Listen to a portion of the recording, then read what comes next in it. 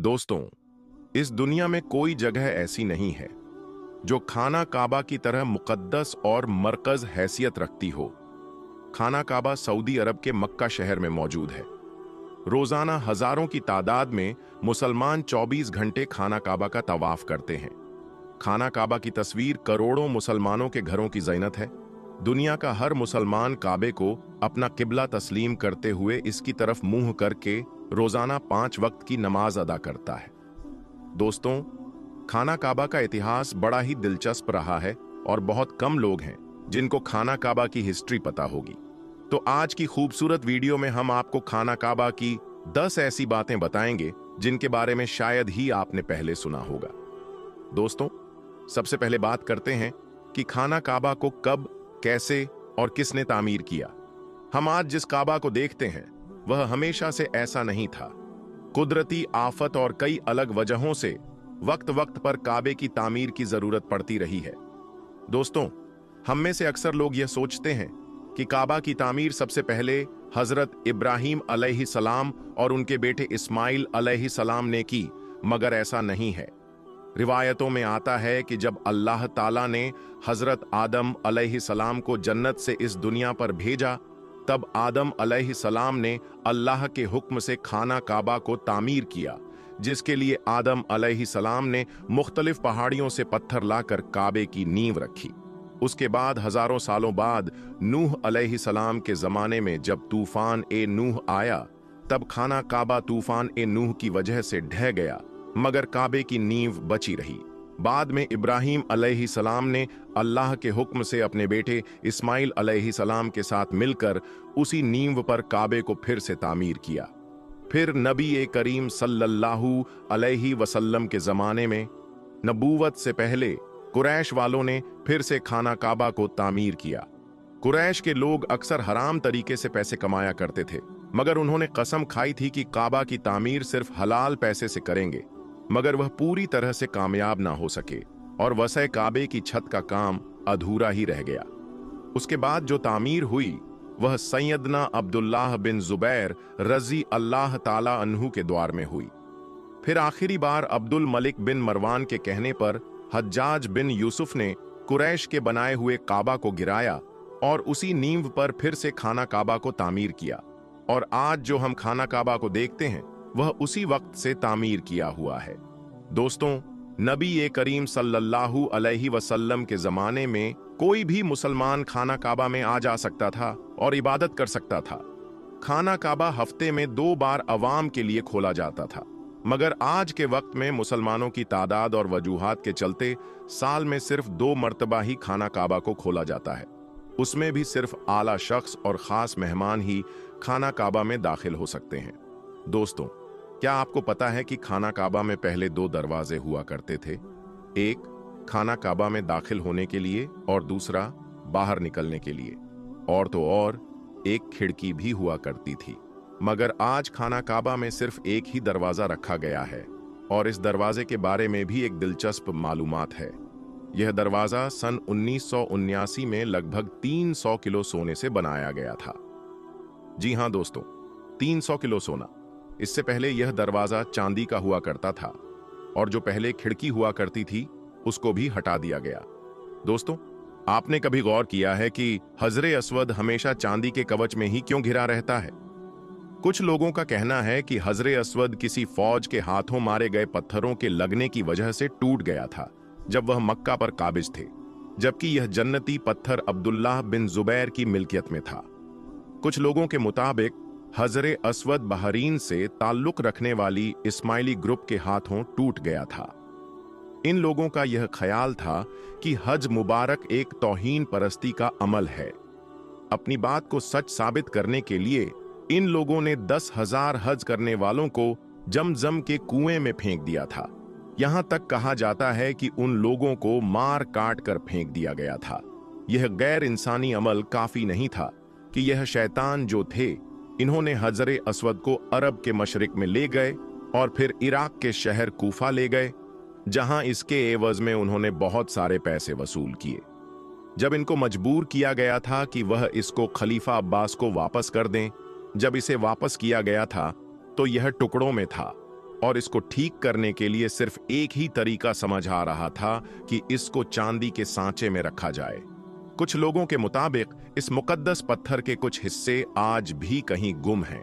प्यारे दोस्तों, काबा लफ्ज का मीनिंग होता है क्यूब, यानी यह कह लीजिए चौकोर। मगर क्या आपको पता है, इब्राहिम अलैहिस्सलाम के वक्त काबे के एक साइड का हिस्सा गोल हुआ करता था, जिसे आज हम हतीम के नाम से जानते हैं। हतीम काबे का ही हिस्सा है, इसीलिए आज आप देखते होंगे कि तवाफ करने वाले लोग हतीम के अंदर से ना जाकर बल्कि हतीम के बाहर से ही तवाफ करते हैं।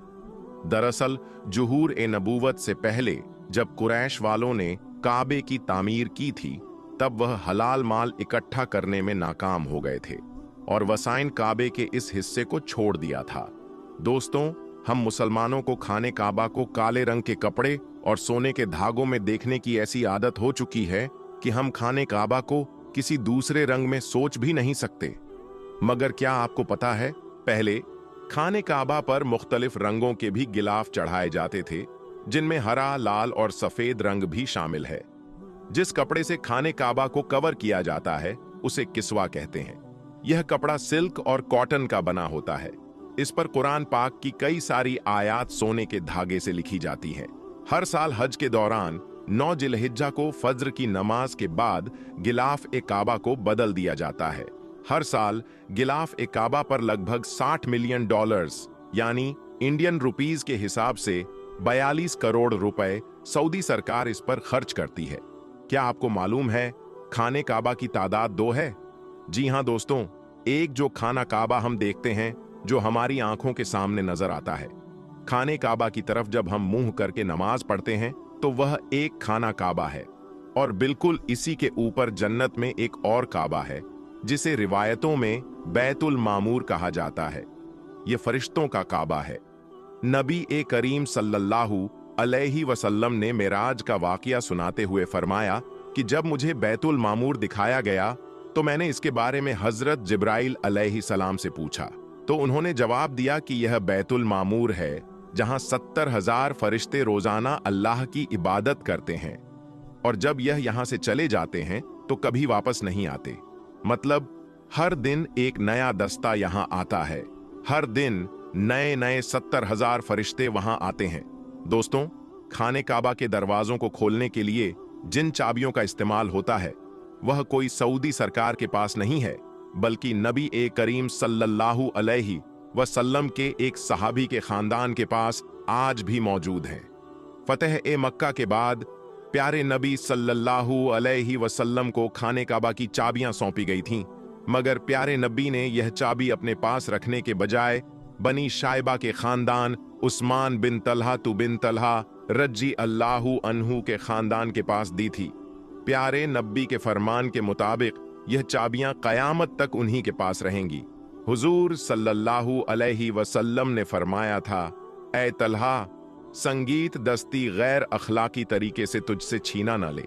कई सालों तक लोग अंदाजा लगाते रहे कि खाना काबा के अंदर से कैसा नजर आता होगा। वे लोग बड़े खुशनसीब हैं जिनको खाने काबा के अंदर दाखिल होने की शहादत हासिल हुई, और एक खुशनसीब वह भी है जिसको खाने काबा के अंदर की तस्वीर बनाने का मौका मिला। फिर लाखों करोड़ों लोगों ने यह तस्वीरें ऑनलाइन भी देखीं, और भारत के कई लोगों का वहम भी दूर हो गया जो यह कहते थे कि हमारे देवता की मूर्ति काबे के अंदर रखी हुई है। दोस्तों, खाने काबा के अंदर का हिस्सा संगे मरमर से बना है और हरे रंग के कपड़े से ढका हुआ है। दोस्तों, खाना काबा मक्का की ढलान वाले क्षेत्रों में मौजूद है, जिसकी वजह से जब भी बारिश हुआ करती थी तो वादी में सैलाब आ जाया करता था और खाने काबा के चारों तरफ पानी इकट्ठा हो जाया करता था। उस वक्त इस पानी की निकासी पर रोकथाम के कोई बेहतरीन उपाय न थे, मगर मुसलमान उस वक्त भी खाने काबा का तवाफ जारी रखते थे और वे तैराकी करके तवाफ करते थे। प्यारे दोस्तों, अल्लाहू अकबर। काबे में जमजम के कुएं की सफाई के दौरान ऐसा क्या मौजज़ा हुआ कि लोग इस मंजर को देखकर हैरान और परेशान हो गए और अल्लाहू अकबर के नारे लगाने लगे। प्यारे दोस्तों, खाना काबा में तो आए रोज कोई ना कोई ऐसा वाकया रोनुमा होता ही रहता है जो लोगों के लिए नसीहत के तौर पर रख दिया जाता है। बहुत से लोग इससे नसीहत हासिल करते हैं और दोबारा ऐसी गलतियां नहीं करते, लेकिन कुछ लोग कोई ना कोई ऐसी गलती कर बैठते हैं जिसकी वजह से अल्लाह ताला नाराज हो जाता है और कोई ना कोई अजाब नाजिल कर देता है। ऐसे ही खाना काबा में मौजूद जमजम के कुएं की सफाई के दौरान ऐसा मौजज़ा पेश आया कि लोग हैरान और परेशान हो गए। ये जानने के लिए आपने इस वीडियो को आखिर तक जरूर देखना है। प्यारे दोस्तों, खाना काबा अल्लाह ताला का घर है। यहाँ पर हर रोज कोई न कोई हज और उम्रे की नीयत से आता है और सच्चे दिल से अल्लाह की इबादत में मशगूल हो जाता है। हर इंसान यही चाहता है कि मरने के बाद वह जहन्नुम में न जाए। हर कोई यही तमन्ना करता है कि वह जन्नत जैसा मुकाम हासिल कर सके, लेकिन इसके लिए इंसान को अल्लाह की इबादत करनी पड़ती है। जो लोग अल्लाह की इबादत नहीं करते, अपने आप में मग्न रहते हैं और बेहयाई की तरफ रागिब हो जाते हैं, अल्लाह ताला उन्हें कभी भी जन्नत में दाखिल नहीं करेगा। उनके लिए अल्लाह ताला ने जहन्नुम तैयार की है, जहां वह बिना रहम के डाल दिए जाएंगे और क़यामत तक जलते रहेंगे। प्यारे दोस्तों, यह बात तो हर मुसलमान जानता है कि क़यामत के दिन जहन्नुम का अजाब कितना सख्त होगा। हर मोमिन यही चाहता है कि वह जन्नत का मजा छक सके। अल्लाह ताला ने कुछ खास लोगों को यह सौभाग्य अता किया है कि वे उसके घर की सफाई और सुथराई कर सकें। ऐसे लोग बहुत खुशनसीब होते हैं। हर कोई इस नौकरी के लिए किसी भी हद तक जाने को तैयार होता है, लेकिन बहुत खास लोग होते हैं जिनके नसीब में यह जिम्मेदारी आती है। प्यारे दोस्तों, खाना काबा में मौजूद आबे जमजम का कुआं अल्लाह ताला का एक तोहफा है। यह पानी शिफा वाला माना जाता है। जो लोग हज और उम्रे की नीयत से आते हैं, वे इसे अपने परिवार और दोस्तों के लिए तोहफे के तौर पर लेकर जाते हैं। कुछ दिनों से यह बात सामने आ रही थी कि जमजम के कुएं का पानी मिट्टी वाला आ रहा है। इससे वहां मौजूद नुमाइंदे बहुत परेशान हो गए। उन्होंने फौरन कुएं की सफाई का फैसला किया। सफाई शुरू की गई, लेकिन सफाई के दौरान ऐसा मौजा पेश आया कि वहां मौजूद लोग हैरान रह गए। उन्हें यह एहसास हुआ कि यह पानी इंसानों के लिए अल्लाह ताला का खास तोहफा है और इसमें दखल अंदाजी नहीं करनी चाहिए थी। इस मंजर को देखकर सभी ने अल्लाहू अकबर के नारे लगाए। प्यारे दोस्तों, यह वाकया हम सबके लिए एक नसीहत है। खाना काबा अल्लाह का घर है और यहाँ हर मौजज़ा इंसानों को अल्लाह की कुदरत और ताकत का एहसास दिलाने के लिए पेश किया जाता है। बिल्कुल, यहाँ पर आपकी स्क्रिप्ट में उचित विराम चिन्ह जोड़ दिए गए हैं ताकि इसे भावपूर्ण तरीके से पढ़ा जा सके, लेकिन इन लोगों ने अपनी आदत से मजबूर होकर इसके काम में दखल अंदाजी की और बिना सोचे समझे कंघने की सफाई शुरू कर दी। लेकिन जो मंजर तमाम लोगों के सामने पेश आया, वह सबके रोंगटे खड़े कर गया। जब खाना ए काबा में मौजूद आबे जमजम के कुएं की सफाई हो रही थी, तो बहुत से लोग साथ ही खड़े हुए इस मंजर को देख रहे थे। वहां की पुलिस भी खड़ी हुई थी और बहुत सारे लोग जो वहां के रहने वाले थे और जो लोग अपने अपने मुल्कों से हज के लिए आए थे, वह सब के सब वहां मौजूद इस मंजर को देख रहे थे। एक आदमी कुएं की सफाई बहुत एहतियात के साथ कर रहा था। उसके चेहरे से यह बात साफ थी कि वह इसकी सफाई करके खुद को बहुत खुशनसीब तसव्वुर कर रहा था। लेकिन अचानक जैसे ही उसने साफ करने के लिए दूसरे पानी का इस्तेमाल इसमें करना शुरू किया, तो बहुत बुरी तरह से झटका खाकर पीछे गिरा। यह सब कुछ हैरान करने वाला था कि क्या हुआ। तमाम लोग इस बंदे की तरफ बढ़े और पूछने लगे, तुम्हें क्या हुआ भाई? उठो और सफाई करो, ऐसे गिर क्यों गए हो? लेकिन वह बोलने की बिल्कुल भी हालत में नहीं था। उसका जिस्म एकदम ढाल बन गया था। वह बार बार सिरना में हिलाने लगा। सबने समझा कि शायद वह बीमार हो चुका है, इस वजह से इसकी यह हालत हो गई। फौरन ही एक और सफाई करने वाले को बुला लिया गया, लेकिन उसने भी जब दूसरे पानी का इस्तेमाल करना शुरू किया, तो वह पानी एकदम से बहुत तेजी से आया कि वह ऊपर की तरफ उड़ गया और इतनी तेजी से जमीन पर गिरा कि उसके सर से तेज खून बहने लगा।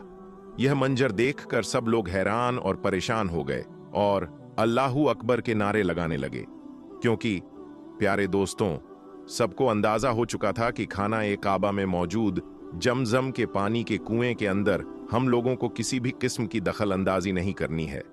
अल्लाह ताला ने इस पानी को साफ और शफ्फाफ बनाया ही है और उसके अंदर अगर हम दूसरे पानी की मिलावट करना चाहेंगे तो हम लोगों पर ऐसा ही अजाब नाजिल होगा।